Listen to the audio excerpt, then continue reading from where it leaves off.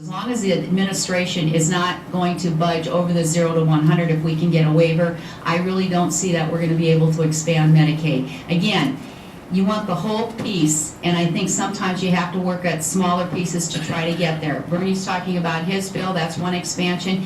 You talk about if there could be anything from Sebelius that came back that we could do the 0 to 100.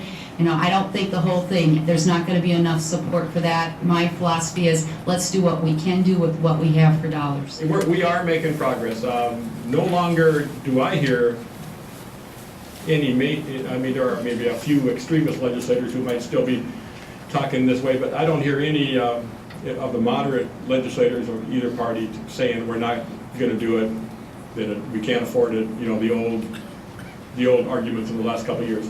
I think everybody's recognizing that we have to be part of the real world and participate in some way. And so that's progress right there. And now it's a matter of how we do it, when we do it. And obviously, seems to, it was, I think, short-sighted that we didn't do it last year. It would be very short-sighted if we don't do it this year. We've got 3 weeks left. The clock is ticking pretty quickly. Although I think the governor told a reporter that he would entertain a special session if just for Medicaid expansion, if the, hope I'm not speaking out of line there, but I think that was what a reporter told me, if something happened after the 3-week period and we still had an opportunity. So that's how important it is, and if that's true, then that was another encouraging sign. I don't know if I've done that last session. I think I heard some, you know, probably no matter what side you're on, you necessarily want to hear the spiel, but you know, one new bit of information, the New England Journal of Medicine just studied this issue. And if you expand Medicaid in South Dakota, you save 94 lives, just like that.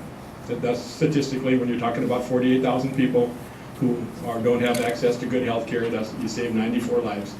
And the New England Journal of Medicine, you know, is not a liberal or a conservative think tank, they're just a New England Journal of Medicine. So we could have done it last year. And 94 people, you know, I come from the town of Utica, that they don't have 94 people. So that's a sizable group of people in South Dakota. You improve the lives of the other 48,000, Roger. You improve the lives of everybody else. And for $1.9 million, you get $274 million that you're already paying for in your taxes.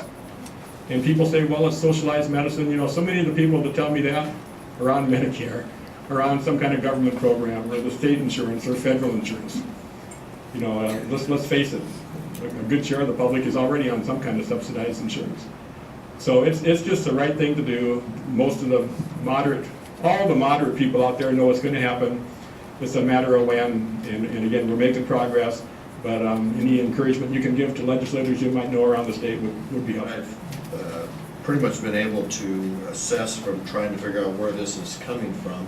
You know, what the amendment does on the bill is that it would reject or remove the exemption that nonprofits have for real estate taxes. And what I've kind of been able to piece together, and this isn't because anybody sat down and said, Mike, this is what happened, but what I'm kind of piecing together is it looked like to me it's kind of was a reaction to you know, the concept or the argument of Medicaid expansion, and that there are people that are not being covered, and that the hospitals are having to do a lot of charitable work for those who are uninsured and they're not getting reimbursed.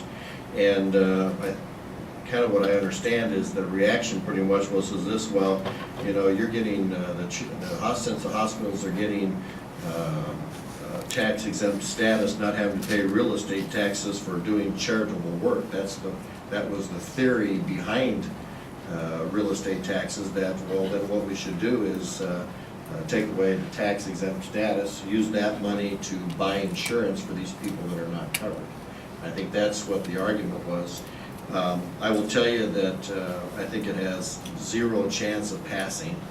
So those of you who are going to feel inclined to send me an email telling me your feeling on that, I don't think you have to worry about that. And I think the newspaper also indicated that it wasn't going to make it. Even if it did, the governor was going to veto it. But I think that was what the theory behind it is.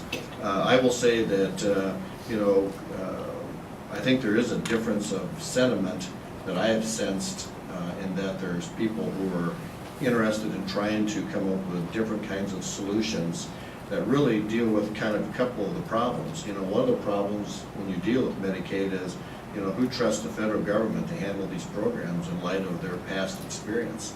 And particularly when you look at the whole situation of the fiasco really with the sign-up and the computers. I mean, we do hundreds and thousands and millions of dollars of transactions on a computer, but for some reason the government can't do a very good job with that signing up, and then there's, you're concerned about that trust. The flip side of it is the millions of dollars that's going to somebody and it's not coming here.